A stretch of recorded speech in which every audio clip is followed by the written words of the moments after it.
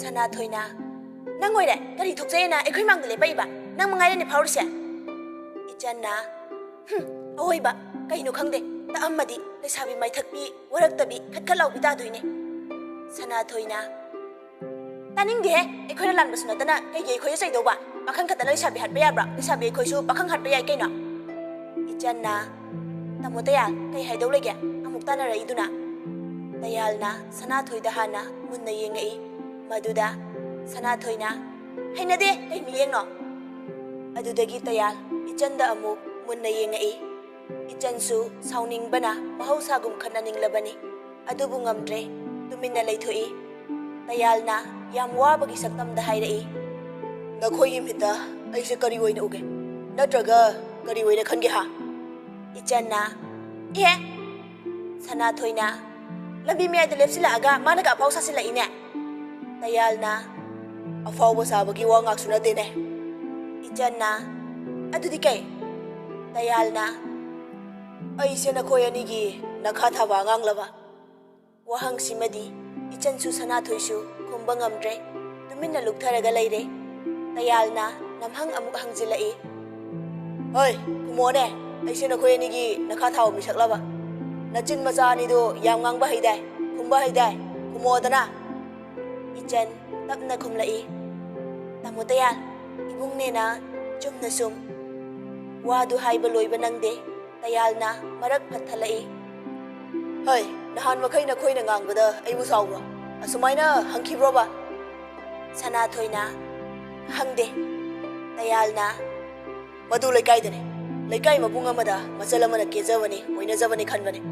adubu masidi aikoi khundi natedana khitang khantharaga wangang be ani du khumbang amdre aseng badi Tayal gidu ichan senarakpani koichat chatpagi sauning bagi mathong maram khangdana isau langli bani sanaram bawari du phat onthoklaga mari makhong samdaba wa thok haijilai Tayal na aina nangoda thongal wang malana chatkanu haiba natro ichan na Sanathoi na ha kari khanghai khangjin oina hairei ijan Tayal da wahang kaya galoina na yengjai adubu Tayal na madu thaidoklaga mahaki hainingba ngangningba makhata na adum nganglai Tayal na aina nang kocha chatkano chalabu sadhanjilu haiba natro nangoda ijan na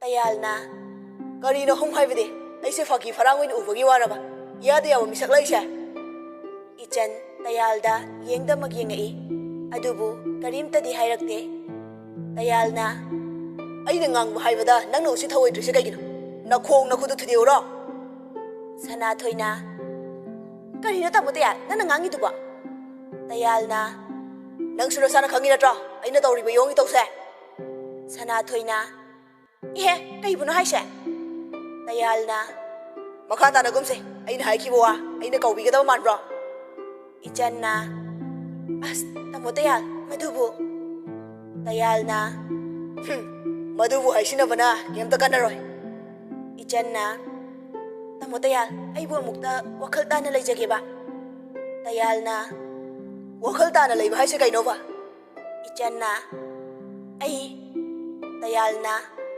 nongdare banungsi natro ijan na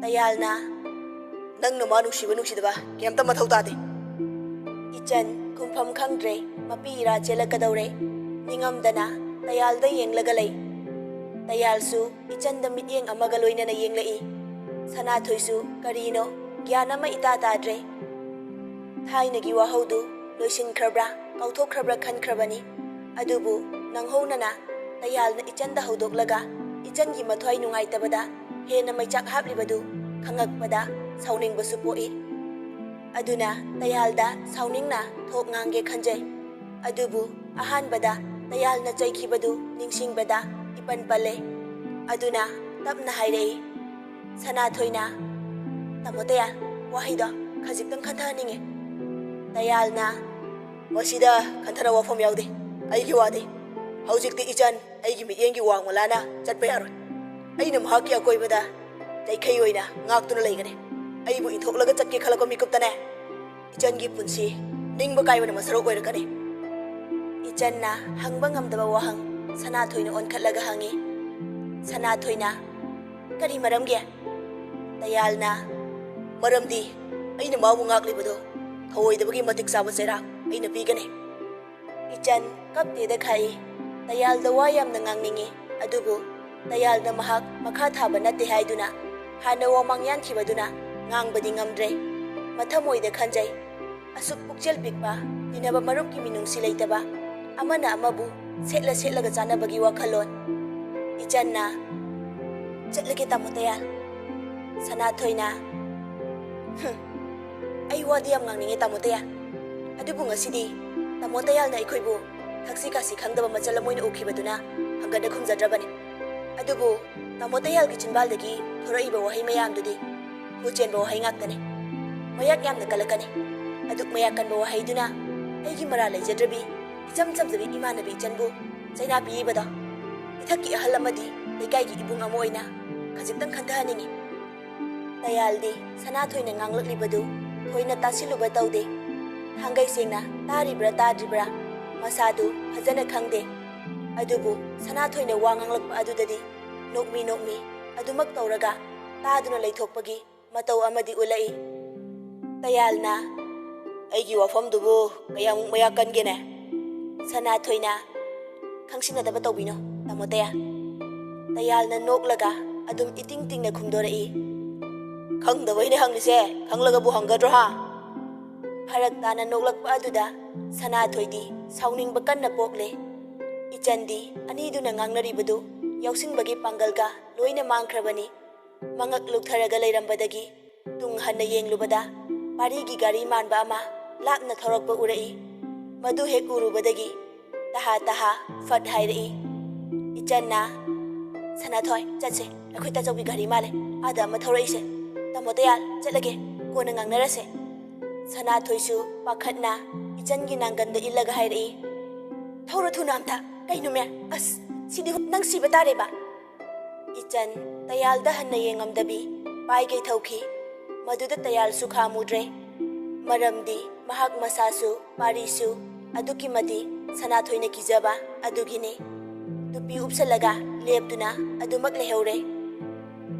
Pikraba Manipurni pikpagi mati lambisu pak chawbo oide pak chawdribagi mathakta amuksu laingang na mityeng sangbidraba lambi kaya ni maduda chahi sudaba 12 parikya loiraba angang kayana maning tamna harauba phongdokpada masaga chanadaba chinjak chasillaga maning tamna langningba koiningba koibada pikraba kupak mukta pakpa lambidu krik inarami lau khongduna chatpa angangsu yaudaba nate mayam marakta mama mapa oibasingna ichadubu haiduna mipaijaduna thongal thoklaga yengjaba kaya ni adubu macasingdunadi mapa mamagi awabadu khangbiba ubiba nate do. Asumna parikya thaba chatkhiba macha halaktabagi wajaba mipaijaba mapasingi marakta imosu amani sumangda hangar handa chatli lamtapan khalakpagi kannasu sadaba kannasu ingdaba oiba numidang hangsit langba nungaiba matamni mangak thangat-thangattuna thongalomda amuk su yengi kanasu sangakpa udabadagi machinda porok sonba haurai. Imona halaktene se nakhoyani khanghoidrada koiba chatanabane gariga pidana thakre aduga mahut taraga tokpa asuk pattaba masase nakhoyani handa halakisano mama sakta se lawe yaro yengangnaba. Imungda leiribi mahaki nupi tharo tanaba lauraga nganglai. Tharosu imungdagi nanghoraroi matagum thoraklaga khumai. Tharona ho karino aingonda mo sinbiraidubo nachanpa pokpa yang pamkhidai wajaba taba dudi. Imona na ikawane nangonda tainarakani pakaura manwa namaidu hupak na thajiladi tanpak mani nang. Tharona kari kaidani ke sidia. Imona kari kaida haibadi ha. Tharona ayo nokjaningdra aibu pakaura manba kai phaklang pa chumma maitat manwa manasu mi kanukna sariye. Imona ibe madi fajareda.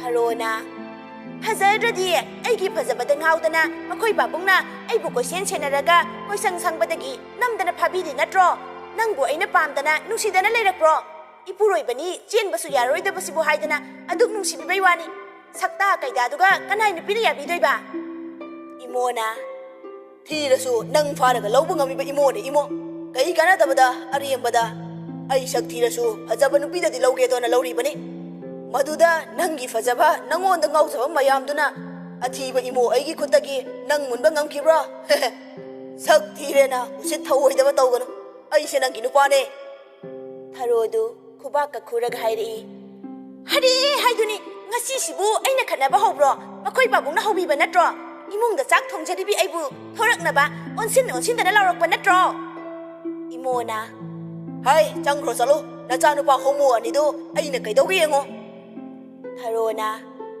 이짜마니 마투마니다네 호모 까이나 마마 아이기 망다 하이바카게 하로이 이모나 하하 호모부 호모 하이바니 마두다 사우리 보이래 타로 마피가 셈라가 이모기 마낙 낙나 레빠이 아두가 타로나 누파 ngata pokpaki aduk nupigi sinpham tawba loina hai madumadi hayu yai aduga hekta homo haibadi yaroi aigi icha ani muk maram mokba wakhal changkhonba mama mapa ningbadine leikai sida tangbani imona nungai da tharoi bema tharona ngasi oire matung manau ne icha ani dane homo hek haibada mama aina kai dog yengo makhoi babung oirosu ne yo chanarakpagi pambo mayeng tadri hekta sap khaigadabani imona tharona जब खाएगा नहीं खंजी लो इमोना यारे चंक्रो चलो गरी थोए नंगांग जसारी no नचा हलत्रसी गरी no कदाई no खनगे दिलाइते Natung नुपी सिदी थरोना हो mama आइंगोंदा फतनुंग थोकनी हाइबगी सखिना अमता पिजदबदो अदुगिने अइना सुमा लैथोकलिबसे मखोय बाबुंगना करी खंबिरदना मपाना खोइदी नचादो हलागा पुथरगे ना गाइरमगनी अदुबुने ममा आइ खोइदी इचादो हलागाने करी पिजगनी खल्लिबनी हेड हाइदोक्तुना चंखी मदुदा इमोदी थरोदु चंख्रबोय खल्लदुना थोंगालदा येंगबा हौई थरोना हो नचानी हलकपा ngaइबो ओइरमददना थाइना कोइनरमबिगा येंगबो ओइरमगनी लमतागी थाबल चोंमिनाखिबनी काइना इमोना खंगिने थरोना खंग्रो इमोना खंग्रदी थरोना नबुकचेल सेपाबा आइसु थरोनी थाइनाकी मयामदो परेंग साना पलकनी इमो साउसिनरे चंगोदी चंगोदना खुपाकना थारादी नंग था अमा अनिदी साखोम चंगदबी निंगाई तौनिना तौबने थरोना मधु खंगना थबक तौनसी वा ngangaroisi kanadabada nupa thokpa yam sanu aina saubadane saksu saroidaba nangna makhoi babungdi aina mi oina su ude imona gari oina uriba ha थरोना हो पामुबा थंगोइगी मानजा ओइना इमोना थरो चिंगलगा कौरकपनी थरोसु चिंगलगा खुमई करी हाइगे मखोइ पाबुंग इमो असाउबा सकफमगा लोइनरगा खंगलाउ लाउरई हे थरोना हो करीनो इमोना कीगदर हाइरगा नंग ओइना ngaihoragero थरोना हो चंजरे थंगलेन मांजा पामुबा इसौकन मपुरोइबा साउरे काइना कैसु थौसादबी नोक नोकतना चंखी इमोसु साउसिनबगी वानी मथंता मंगक हाइरगा पंगनोकता नोई असुमना नोकलिङै इनाउबसु कैना खोंथांदा तपना मखोल थोहंदना इमुंगदा चंगनबा होनजै अदुबु इमोना नोकलगा थोंगालोमदा येंथोरकपगा मपा चानरुरे इमोना हुरानबा इनाउबा चपलेपी इमोसु मचागी नाकता साउनु चंगसिलागा मख्वांग मेटलगा मचागी मखोंदगिना मकोक फाउबा येंखलई मदुदा इनाउबगी ताई खुयानदु लोइना चिंथरगा हिकोप याली फुरिसु खंग्राउ मथक्ता थादरिबनी मसमसु चुमना लैते अंगाउबा सनाउना नैथेअंबा हाबुंगसि मंगाइरे सुरु नैथेकपदौना तौरी ममाइसु हुमांगना पुमचो चोटली फुरित अदुसु मंगाई मची चोटलीबनी इमोना फजख्रेदा अैगी इचा तोंबसे इनाउबा मसाना मसागी फिबम अमुक येंजरई मपाबुंगना ख्वाइदगी यानिंगदबा फिबमदनी माना मपागी मांगदा लेपिबा अदु किरु मपादे येंजरई अदुदगी इमोना इस सजी मिदा गाइदु येंगबा हैरमे नै चासे है कदाइदा ला तंबा अमुक यावरे नंग Inaubana. Kaiday Lilaroda. Imona. Inauba. Inaubana. Pa. Imona. Kaino papa haidi. Inaubana. Pabo. Imona. Ichadi layeng ningthijana wangang bahiramdredana. Aidi khangbu khangludene. Inaubana. As. Imona. As haibadi kari. Inaubana. Kaisu nate. Imona. Nahumdudana padi ngauning langning bagi laina tina kaunine. Kadai salui. Nang pung gyadagi kaidaw satkibana. Nang nahanjilay basi matam chabra chatabra. Babo, ngasi parikya loiba. Ay su khangine kaidaw raba. Parikya loiba kaidaw raba. Hayune ipatage. Inaubana khangi madudi mapa yam thina sauri haiba. Aduna wa ngangbada kibana yadrabani. Khut amuk yaurakadrana. Mapagi khutta yenglibani. Aduga tapna moli haijarai. Pawong, parikya loibaduda aikhoi imanaba mayam langminna sena langba. Ada ngayaksu koithoure. Yaine, asumna parikya loiba haisi nungsibani langgadabani. Amuk hanna fan amatada ka amatada pulaga khara khana khara sauna loina badu hangaroidabani. Adubu matamse saribra sadibra napa namana pakhatlamoidra nasana khitang khantaba yaina. Inauba kumba amuk lepkhre. Imona makata tharai. Nakoina napa namagi mityengi pankhaidagi lanthoga chatpa ngamlakpa horakpase karamba matamdagi asigumba nakoi mayam kainarabadi amu hana unakhidaba yai khanba matangdagini amu hana pularoidabani ngasigi numisi amu hana laaroidabani yu mahau tangsi churup mahau tangsi kuli mahau tangsi drug phanglagana chahausi makhal ha noina tawdose. Inaubana adudi tawrakte. Imona Nachindu khumnune ngang si hana tawne nang ngang ba ina taw haibro nang ai ki ipa mu oiragero. Imo sathina saurabani ing tapa mapa mo oibana hana saurabasu karisu uthoktana ngangbada magnganglibani kana gumba mapa oirabadi khut hana thara dawbani. Imona nang na halaiba phibam selak chara iba fijetu mahairoi amagi fi khuselo yumdagi adumaina setkibra langi ngauge khalabadi yum yauraga na fi hongdo ka sat khone. Hoi aina thingi chumi adubu nakhoi nupa machani pakhang machani lona huralaga chatpa ngamliba natro chatli chate ai khangdaba natene. Parikya loiba numita mahiroi sibagi changwang bane chahai da businja kaya ma chahi ga chanadana chasilani adagi nakok kuwa ngamaroi ha soi ngamdana sibana ba sokpan ba masana adum tawba tabani. Inaubana ado aidi sokte sisu sidedana.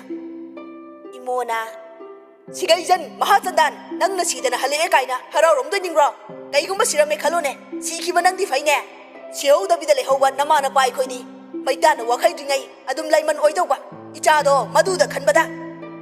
Inaubana ho aduboba ai sidedana karino yam sihaningbra khangde.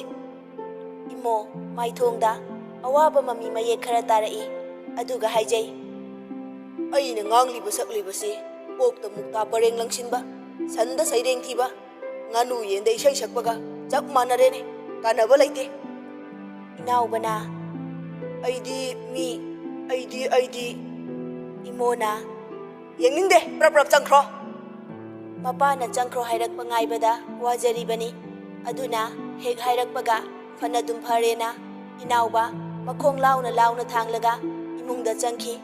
Madu yenghauraga Imona nupi pombana faida icha nupa ka pamjadre ningdon pomi icha nupa pungkha khare ai pungki khijare amasu halaktri a nongyai matungdani mana halakadoise kari thom gani khanbadada lawai se samma mata ningthi nungai na hauba phangakdaba soidre ai khare ai kanna porok solaga leiringai cheraksida thoibana farak purai. Thoibana karibuno kharidubu pabo. Imona Noi napado khare harini. Thoibana as kainu pabo. Imona kainu pabung kaina o Gyaneswar icha ibung amara mopa napa thong sangbaina thong lonaba icha laba ani makonda hanjalakpa ngaijaramiba ayuk yenda angan badagi ari apathi bada warai nida.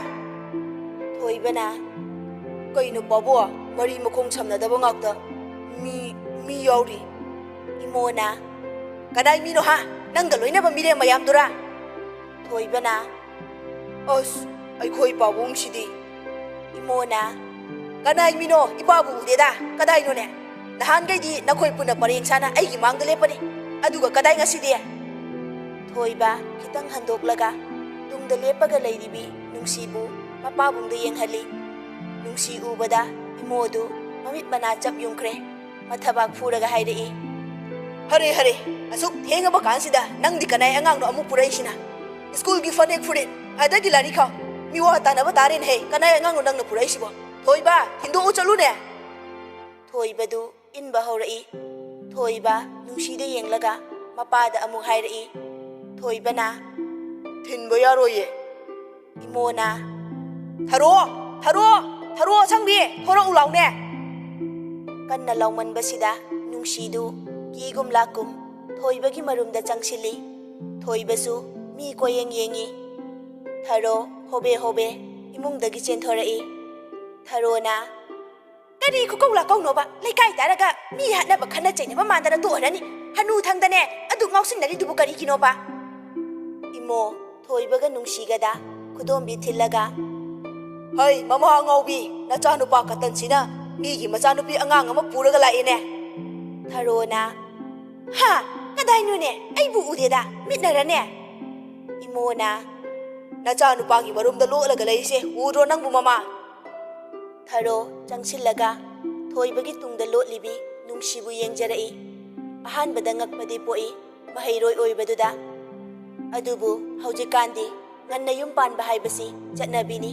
ꯑꯍꯥꯟꯕ ꯅꯠꯇꯦ ꯑꯗꯨꯅ ꯀꯔꯤꯁꯨ ꯈꯟꯗꯕꯤ ꯅꯣꯛꯇꯨꯝ ꯅꯣꯛꯊꯣꯔꯛꯂꯦ ꯊꯔꯣꯅ ꯏꯃꯧ ꯄꯨꯔꯛꯄꯒꯤ ꯑꯣꯏꯔꯦꯀꯣ ꯃꯈꯣꯏ ꯄꯥꯕꯨꯡꯅ ꯎꯔꯥꯎ ꯊꯧꯔꯥꯎꯕꯤꯔꯤꯁꯤꯗꯤ ꯀꯗꯥꯏ ꯏꯃꯧꯁꯤꯗꯤ ꯅꯪ ꯄꯥꯕꯨꯡ ꯑꯉꯥꯎꯕꯒ ꯃꯥꯟꯅꯔꯨꯅꯨ ꯊꯔꯣꯅ ꯅꯨꯡꯁꯤꯕꯨ ꯆꯤꯡꯊꯣꯛꯈꯤꯕꯗ ꯊꯣꯏꯕꯅ ꯅꯪꯍꯧꯔꯔꯣꯏ ꯃꯇꯥꯒꯨꯝ ꯏꯃꯥ ꯊꯤꯜꯂꯕꯁꯨ ꯍꯌꯦꯡ ꯑꯍꯜ ꯂꯃꯟ ꯇꯧꯔꯒ ꯊꯤꯟꯁꯤꯀꯣ ꯊꯔꯣꯅ ꯍꯩ ꯐꯔꯁꯨ ꯐꯠꯇ꯭ꯔꯁꯨ ꯅꯃꯥꯁꯦ ꯊꯔꯣ ꯑꯁꯪꯕꯤ ꯅꯪ ꯈꯪꯉꯤꯀꯣ ꯊꯣꯏꯕ ꯍꯔꯥꯎꯖꯩ ꯊꯔꯣꯅ ꯅꯨꯡꯁꯤꯒꯤ ꯃꯁꯝ ꯅꯥꯟꯕꯤꯔꯒ ꯍꯥꯏꯔꯛꯏ ꯅꯄꯥꯕꯨꯡꯗ ꯈꯨꯔꯨꯝꯃꯨꯁꯦ ꯀꯤꯒꯅꯨ ꯌꯥꯝ ꯐꯕꯅꯤ ꯉꯥꯏꯍꯥꯛ ꯁꯥꯎꯕꯒꯤ ꯎꯔꯥꯎ ꯊꯧꯔꯥꯎꯔꯤꯅꯦ ꯅꯪꯁꯨ ꯌꯨꯝꯁꯤꯗ ꯂꯩꯔꯒ ꯈꯪꯂꯛꯀꯅꯤ ꯃꯕꯨꯛ ꯃꯄꯥꯎ ꯌꯥꯝ ꯐꯕꯅꯤ ꯏꯃꯣꯁꯨ ꯃꯍꯥꯛꯀꯤ ꯅꯨꯄꯤꯅ ꯃꯥꯕꯨ ꯐꯩ ꯈꯣꯠꯄꯅꯤ ꯍꯥꯏꯔꯛꯄꯗꯨꯗ ꯍꯔꯥꯎꯒꯨꯝ ꯂꯥꯎꯒꯨꯝ ꯁꯥꯎꯕ ꯍꯟꯊꯔꯒ ꯅꯨꯡꯁꯤꯅ ꯈꯨꯔꯝꯂꯛꯄ ꯉꯥꯏꯔꯤ ꯅꯨꯡꯁꯤꯁꯨ ꯀꯤꯕꯣꯏ ꯂꯥꯛꯄꯣꯏ ꯔꯨꯃꯥꯟꯅ ꯃꯀꯣꯛ ꯍꯥꯏꯔꯞ ꯀꯨꯞꯄꯒ ꯈꯨꯔꯨꯝꯃꯤ ꯏꯃꯣꯅ ꯌꯥꯔꯦ ꯃꯐꯤ ꯍꯣꯡꯗꯣꯛꯍꯜꯂꯨꯔꯣ ꯃꯗꯨꯃꯥꯏꯅ ꯀꯨꯏꯅ ꯊꯝꯒꯅꯨ ꯊꯔꯣꯅ ꯍꯔꯥꯎꯅ ꯅꯨꯡꯁꯤꯕꯨ ꯄꯨꯁꯤꯟꯈꯤ ꯊꯣꯏꯕꯁꯨ ꯃꯄꯥꯗ ꯀꯤꯔꯨꯛ ꯌꯦꯡꯂꯒ ꯏꯃꯨꯡꯗ ꯆꯦꯟꯁꯤꯟꯈꯤ ꯏꯃꯣ ꯃꯇꯣꯝꯇ ꯁꯨꯃꯥꯡꯗ ꯑꯉꯥꯎꯕꯗꯧꯅ ꯅꯣꯛꯆꯍꯧꯏ ꯊꯔꯣꯅ ꯅꯨꯡꯁꯤꯕꯨ ꯃꯐꯤ ꯍꯣꯡꯗꯣꯛꯍꯟꯕ ꯂꯣꯏꯔꯛꯄꯗ ꯏꯅꯥꯎꯕ ꯉꯥꯡꯗꯅ ꯆꯪꯉꯛꯏ ꯏꯅꯥꯎꯕꯅ ꯏꯇꯩꯃ ꯂꯥꯛꯑꯦ ꯍꯥꯏꯕ ꯄꯥꯎꯗꯤ ꯇꯥꯔꯦ ꯃꯁꯛ ꯑꯃꯨꯛꯇ ꯌꯦꯡꯖꯒꯦ ꯀꯗꯥꯏꯅꯣ ꯍꯣ ꯄꯂꯦꯝ ꯑꯄꯣꯛꯄꯤ ꯑꯩꯒꯤ ꯏꯇꯩꯃ ꯀꯗꯥꯏꯅꯣ ꯏꯇꯩꯃ ꯂꯥꯛꯑꯕꯅꯤꯅ ꯁꯤꯗꯩꯗꯤ ꯆꯥꯛ ꯆꯥꯕꯒꯁꯤ ꯏꯁꯩ ꯁꯛꯇꯅ ꯆꯥꯔꯗꯕꯅꯤ ꯊꯔꯣꯅ ꯍꯩ ꯑꯉꯥꯎꯕ ꯅꯇꯩꯃꯁꯤ ꯏꯀꯥꯏꯅꯤꯅꯦ ꯏꯅꯥꯎꯕꯅ ꯀꯩꯒꯤ ꯏꯀꯥꯏꯕꯅꯣꯗ ꯏꯇꯩꯃ ꯍꯥꯏꯁꯤꯗꯤ ꯑꯅꯤꯁꯨꯕ ꯏꯃꯥꯅꯤ ꯏꯅꯥꯎꯕ ꯏꯇꯩꯃꯅ ꯆꯥꯛ ꯂꯣꯏꯔꯦ ꯆꯥꯊꯣꯛꯑꯣ ꯂꯥꯎ ꯀꯥꯏꯅ ꯏꯃꯥ ꯑꯩꯗꯤ ꯅꯨꯡꯁꯤꯒꯤ ꯃꯅꯥꯛꯇ ꯐꯝꯖꯤꯜꯂꯤ ꯅꯣꯛꯂꯒ ꯂꯩꯊꯣꯔꯛꯄꯗ ꯅꯨꯡꯁꯤ ꯑꯣꯏꯔꯝꯕꯗ ꯐꯠ ꯍꯟꯗꯣꯔꯛꯏ ꯏꯅꯥꯎꯕꯅ ꯅꯨꯡꯁꯤꯁꯨ ꯏꯅꯥꯎꯕ ꯎꯕꯗ ꯏꯀꯥꯏꯒꯨꯝ ꯂꯥꯛꯀꯨꯝ ꯏꯃꯥ ꯊꯔꯣꯗꯤ ꯃꯆꯥ ꯃꯃꯧꯒꯤ ꯃꯇꯧꯗꯨꯗ ꯏꯉꯛ ꯍꯪꯖꯔꯛꯏ ꯊꯔꯣꯅ ꯀꯩꯗꯧꯔꯒꯦ ꯅꯈꯣꯏ ꯑꯅꯤꯕꯨ ꯏꯅꯥꯎꯕꯅ ꯏꯃꯥ ꯃꯁꯤ ꯅꯨꯄꯤꯁꯤꯗꯤ ꯑꯐꯥꯎꯕꯤꯅꯦ ꯅꯨꯡꯁꯤ ꯑꯃꯨꯛꯀ ꯍꯦꯟꯅ ꯏꯀꯥꯏꯔꯦ ꯃꯃꯥꯏ ꯃꯃꯤꯠ ꯉꯛꯁꯪ ꯉꯥꯡꯂꯦ ꯊꯔꯣꯅ ꯏꯍꯦ ꯏꯅꯥꯎꯕ ꯅꯪꯕꯨ ꯅꯇꯩꯃꯁꯦ ꯀꯃꯥꯏꯅ ꯈꯪꯉꯨꯔꯤꯅꯣ ꯏꯅꯥꯎꯕꯅ ꯏꯃꯥ ꯋꯥꯔꯤ ꯂꯩꯗ ꯊꯔꯣꯅ ꯀꯔꯤ ꯋꯥꯔꯤ ꯏꯅꯥꯎꯕꯅ ꯊꯥꯏꯅ ꯃꯃꯥꯡꯉꯩꯗ ꯋꯥ ꯑꯃ ꯍꯧꯔꯝꯃꯦꯌꯦ ꯎꯔꯤꯗ ꯎꯔꯤ ꯄꯥꯟꯕꯤ ꯑꯃꯅ ꯌꯦꯠꯄꯒꯤ ꯋꯥꯔꯤꯅꯤꯗ ꯊꯔꯣꯅ ꯇꯥꯅꯤꯡꯗꯦꯀꯣ ꯏꯅꯥꯎꯕꯅ ꯏꯃꯥ ꯑꯩꯗꯤ ꯍꯥꯏꯕꯤꯗꯦ ꯍꯥꯏꯅꯨ ꯐꯥꯎꯗꯤ ꯐꯥꯎꯕꯅꯤ ꯊꯔꯣꯅ Hey, nang kayam kinangang kidawri ha? Inauba na, ngangaroy. Thoy basu, tanja na jangai. Tharo na, napadu ngang hori bra. Thoy ba na, ngang hodre. Tharo na, aduni, mana pangang dangang bahekta yabra ne. Thoy ba na, inauba kaino nang nalaw kong lido na. Inauba na, o itay mase, aray ba nupi na te haijari ba? Thoy ba na, ay sukhangi kaino. Tharo na, hey, karino na sinanaw nangang narito?